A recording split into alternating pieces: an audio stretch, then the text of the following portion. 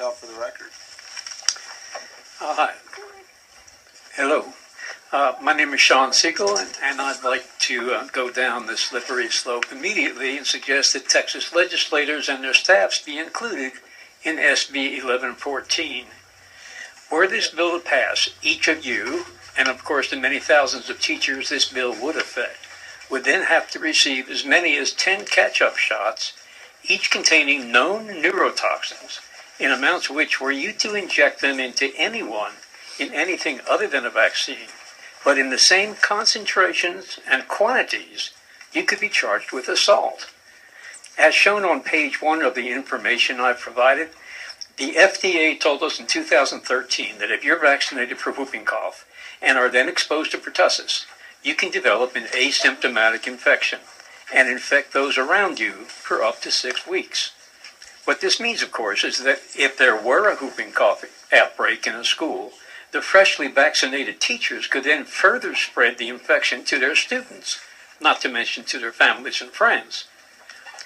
Could this mean that we already have a continual subclinical pertussis infection dancing through the population, surfacing every now and then when those who are still susceptible to the full-blown disease, vaccinated or not, are exposed?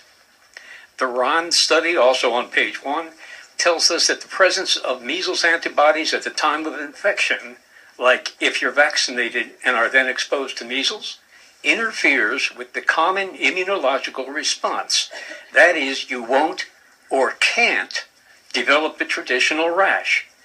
And the Boston University study on page 2 confirms that during a measles outbreak on that campus, many vaccinated students experienced respiratory symptoms, were infected, which we know because their titers dramatically increased, but didn't develop the rash.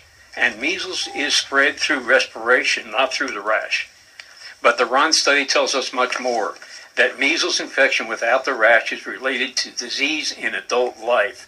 And they're talking about degenerative disease of bone and cartilage, certain tumors, and other disorders. Page 2 shows us a study finding a significant association between mumps and protection against ovarian cancer. Could it be that Mother Nature actually knows what she's doing, and that the symptoms of disease are the manifestation of a deep immunological cleansing guided by an innate intelligence far beyond the vision of science, and that vaccination with its artificially induced antibody production, sidestepping the innate immune response, has turned natural immunity on its ear? SB 1114 would be a step in exactly the wrong direction. Thank you.